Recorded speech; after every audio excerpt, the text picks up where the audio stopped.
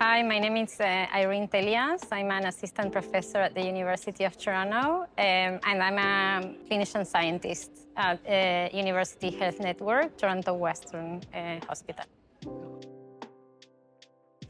Well, I don't have the exact number of how many hospitals operate with these fragmented data systems, but what I can say based on my experience is that most probably there are a lot.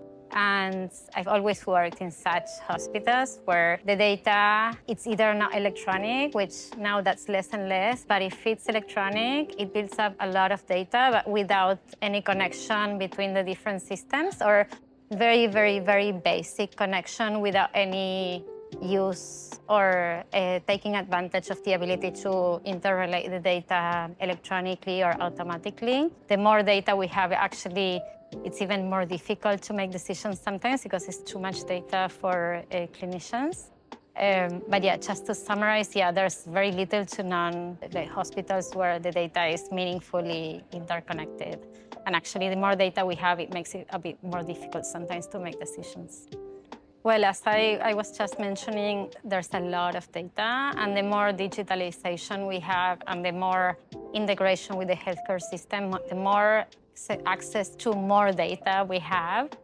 And without automatic integration, it makes it very, very difficult to make a meaningful decision based on this data. And therefore, having artificial intelligence tools that's able to somehow synthesize this amount of data to give us clinically meaningful information. I guess it will be very difficult to get to that situation where artificial intelligence is able to summarize information to give you meaningful decisions, but it's up to us and the different scientists to be able to build platforms.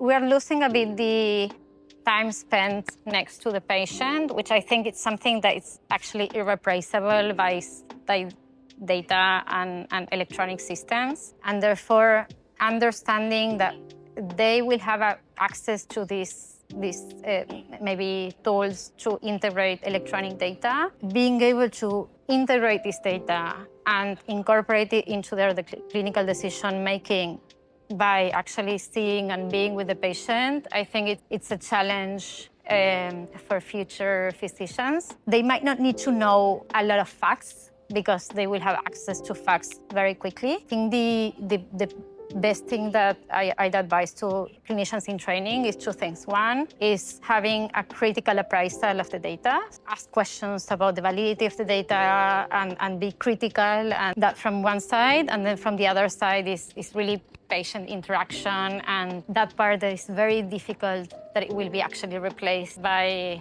electronic systems and artificial intelligence tools. So being at the bedside with the patient, and from the other side, being very critical of this overwhelming availability of data.